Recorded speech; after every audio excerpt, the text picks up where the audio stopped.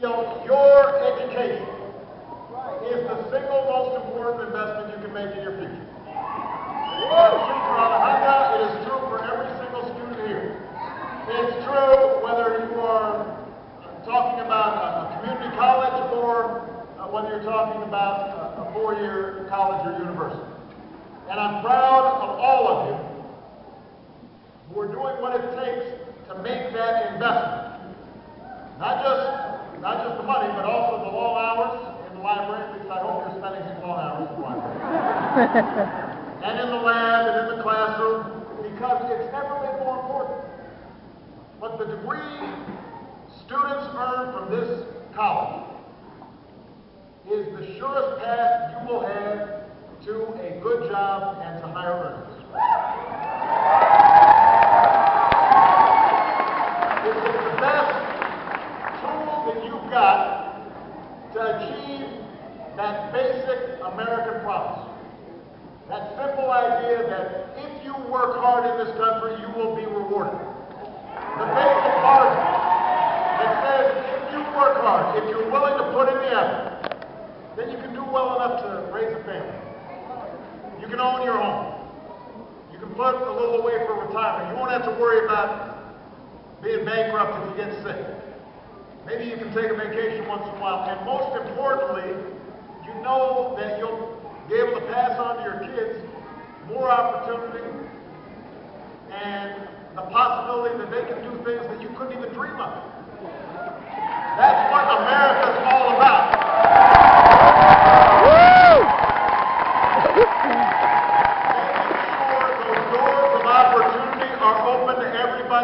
That's the reason I ran for president. That's what my presidency has been about. That's why I'm running for a second term.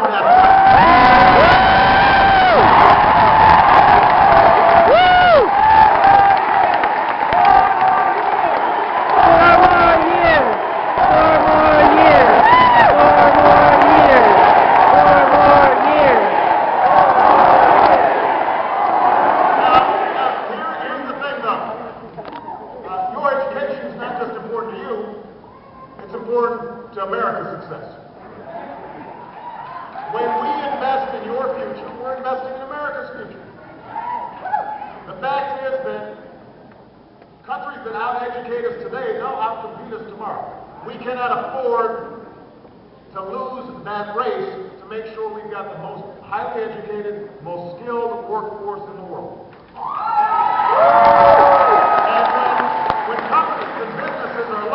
That's what they're looking for, and I don't want them looking any farther than Reno, Nevada, the United States of America. We've got the best workers in the world, and I want to keep it that way.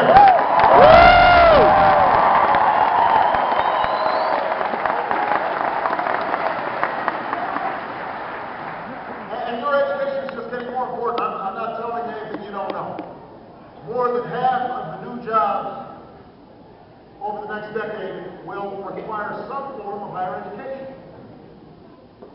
And I don't think it's also any news to you that higher education is getting harder and harder to afford.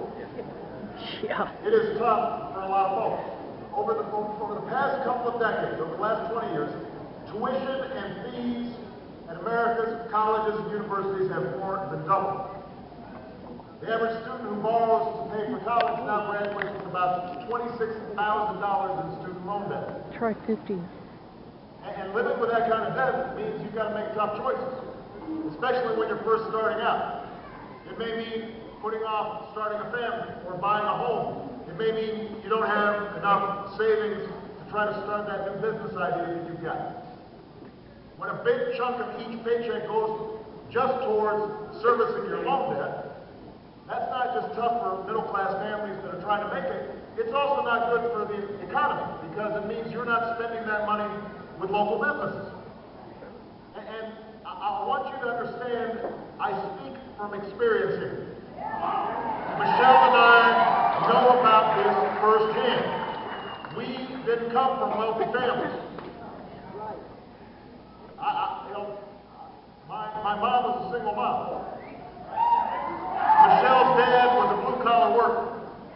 Her mom was a secretary. Michelle's parents never went to college.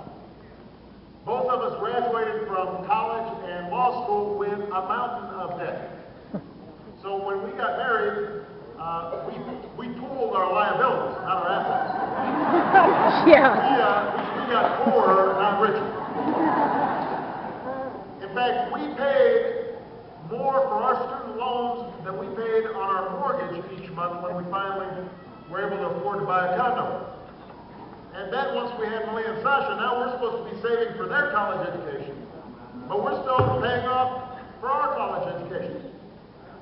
And look, we were luckier than most. We had landed good jobs and steady incomes. Even with that, though, we only finished paying off our student loans about 8 years ago. Now think about that. I became president 3.5 years ago.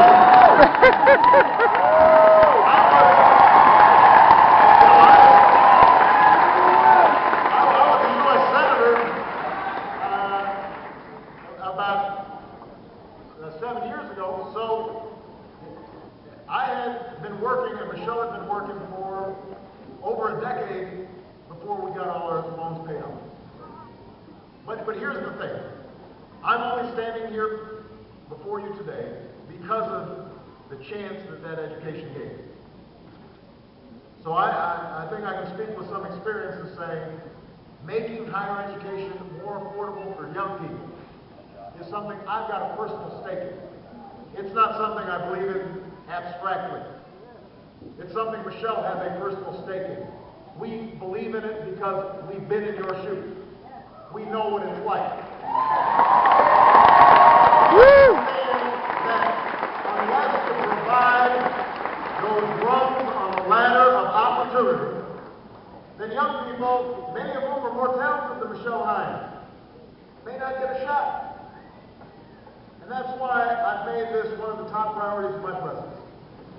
It's part of what's at stake in this election. When all of you walk into that voting booth in November, you're going to have a choice. And part of it is the choice of how we treat education in this country. And I say this because putting a college education within reach for working families does not seem to be a priority that my opponent shares. Look, a few months ago, Governor Romney told a crowd of young people, just like you, that if you want to be successful, if you want to go to college or you want to start a business, then you can just, and I'm quoting here, borrow money if you have to from your parents.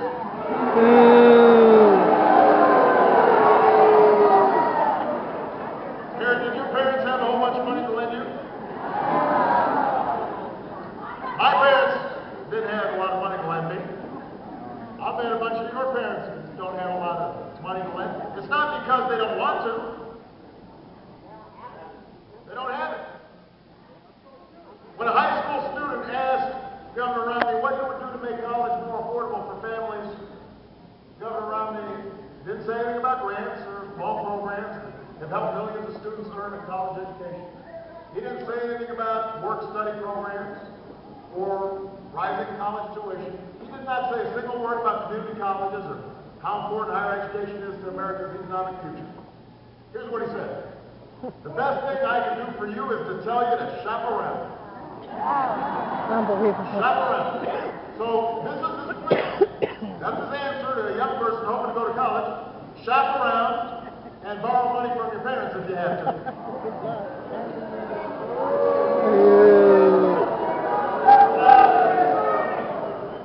That's not an answer. That's not an answer. That's not even, not only is it not a good answer, it's not even an answer. There is nothing a parent wants to do more than to give their kids opportunities that we never had.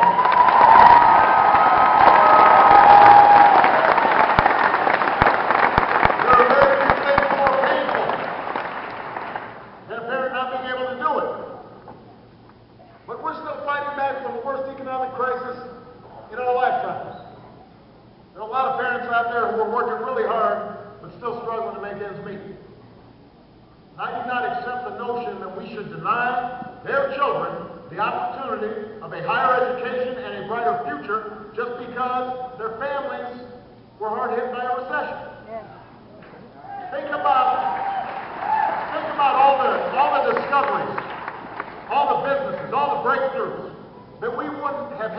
we had told every American that wanted to go to college, tough luck. Too bad. You're on your own. Shop around.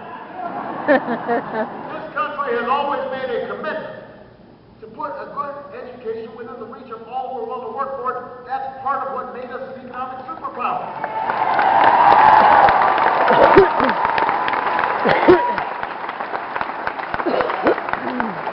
That's what kept us at the forefront of business and science and technology and medicine. And this is not just a new commitment we've made. My grandfather had the chance to go to college because after fighting on behalf of America in World War II, he came back to a country that decided, you know what, we're going to make sure every veteran should be able to afford college.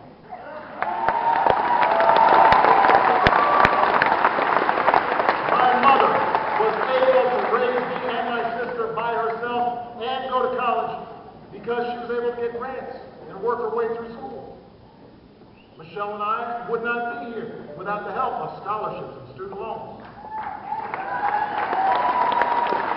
We are only here because the chance our education gave us, and I want every young person to have that chance. Now, and listen, government can't help folks who won't help themselves. You know, parents have to parent, and young people have to stay disciplined and focused.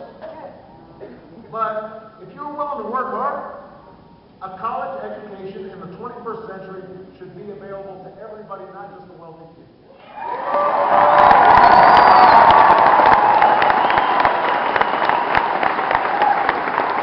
Whether it's a 4-year education, a 2-year program, higher education is not a luxury, it is a necessity. Yes. Every American family should be able to afford it. That's what's at stake in this election. One of the reasons I'm running for president. Listen, I want you to understand, I'm not just talking the talk. I'm not just making promises. Since I took office, we've helped over 3 million more students afford college education with grants.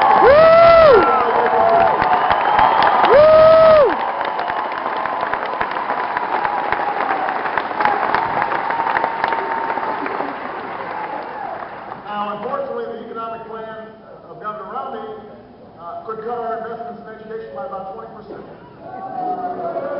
So the grants that we've used, that Alejandra may be taking advantage of, many of you may be taking advantage of, those grants could be cut so deeply that 1 million of the students who have been helped would no longer get scholarships. It would cut financial aid for nearly 10 million students a year. Now, and here's the worst part. They're not making these cuts to reduce the deficit. They're not making these cuts so they can create more jobs. They're doing it to pay for a new $5 trillion tax cut weighted towards the wealthiest Americans. Does that sound like a plan for a better future for you? It's a plan that says we can't afford to help the next generation. But we can afford massive new tax cuts for millionaires and billionaires. Oh, yeah, right. We can't offer our young people student loans because we've got to protect corporate tax loopholes. It's a vision that says we can't help young people who are trying to make it because we've got to protect folks who already have made it. That's not a vision we have to accept. No. You know, Governor Romney likes to talk about his time as an investor as one of the basis for his candidacy. But his economic plan makes clear he doesn't think your future's worth investing in. And I do. That's what's at stake in this election.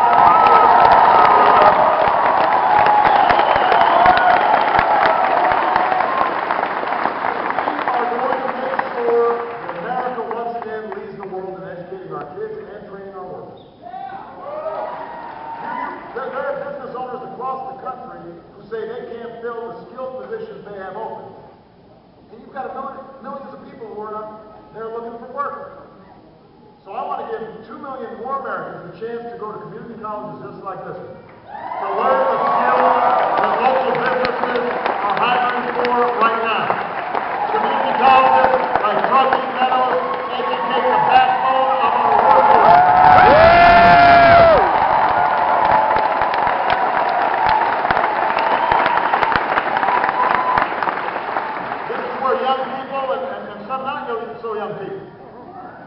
young and get trained as nurses, firefighters, computer programmers, folks who manufacture clean energy components.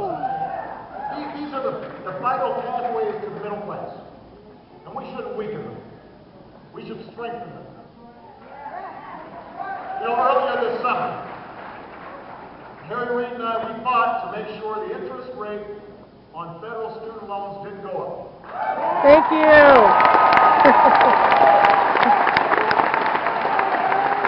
We won that fight. Woo! The Republican plan in Congress would have allowed those rates to double, costing more than 7 million students an extra $1,000 a year. With the help of Harry Reid, we set up a college tax credit so that more middle-class families can save up to $10,000 on their tuition over 4 years. Wow. Governor Romney wants to repeal it. In 2008, I promised we would reform a student loan system that was giving tens of billions of taxpayer dollars to big banks and lobbyists instead of giving it to students. So they were taking a cut out of the student loan program even though they had no risk because the federal government was guaranteeing the loans. $60 billion worth. So we said, no, let's cut them out. Let's get this money directly to the students. Woo! We won that fight. That's what we used to double the grants for students who were in need. My opponent's running to return the system back to where it was. He wants to go backwards to policies where banks were taking out billions of dollars out of the student loan program. He wants to go back to policies that got us into this mess in the first place. That is the choice in this election. I want to move forward. He wants to go backwards. We are not going to let him. That's what's at stake. Yeah, right.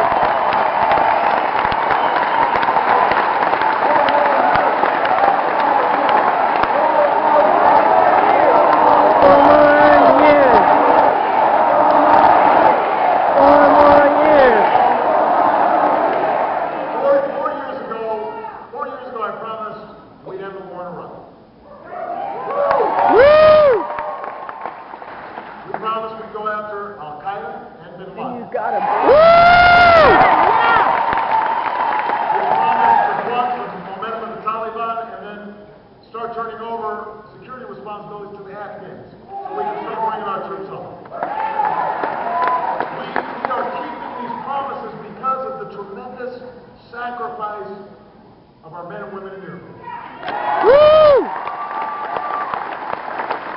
So today all of our troops are out of Iraq. We are winding down the war in Afghanistan. But we've got to make sure that we keep faith with those folks who fought for us. Yeah, right. So we make sure to keep the post-9/11 GI Bill strong. Everybody who has served this country should have a chance to get their degree. And as long as I'm Commander-in-Chief, this country will care for our veterans and serve them.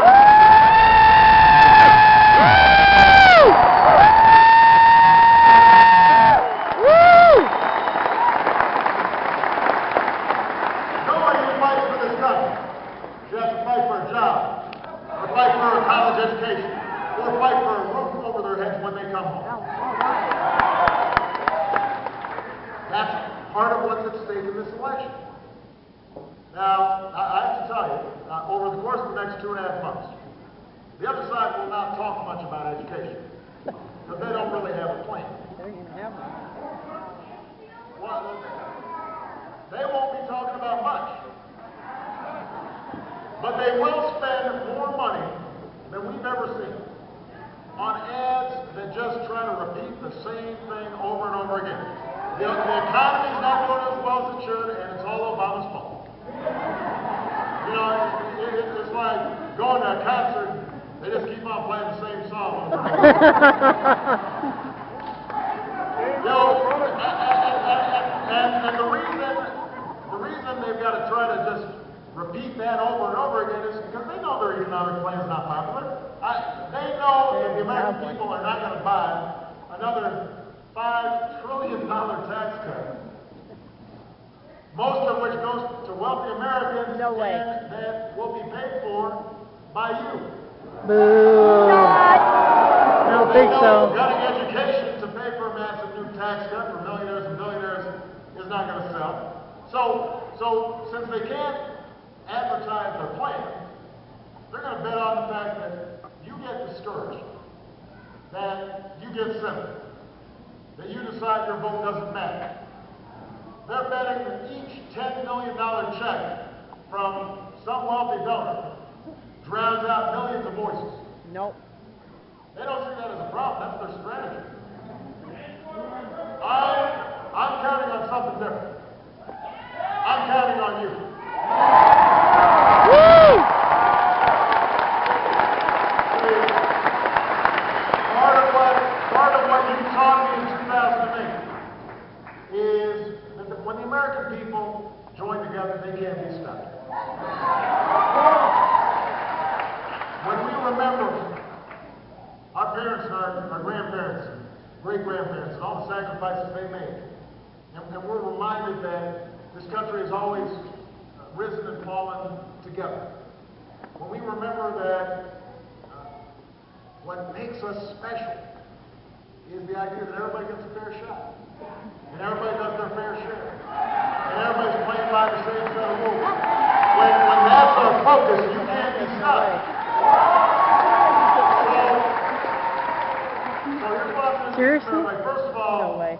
You've got no excuse not to register to vote. You've got staff and volunteers who are here. They will grab you in the door. You won't be able to escape. This young lady right here, she's ready to register some votes. So, if somehow we miss it, or I'm sorry. if you decide you want to help your friends and your neighbors and fellow students to get registered, you can do it online at gottaregister.com. Now, I know there's an educated place, but gotta is spelled G-O-T-T-A. Gottaregister.com. So you've got to not just register. Oh, I'm sorry. Sorry. You've got to grab some neighbors. You got to take them to the polls.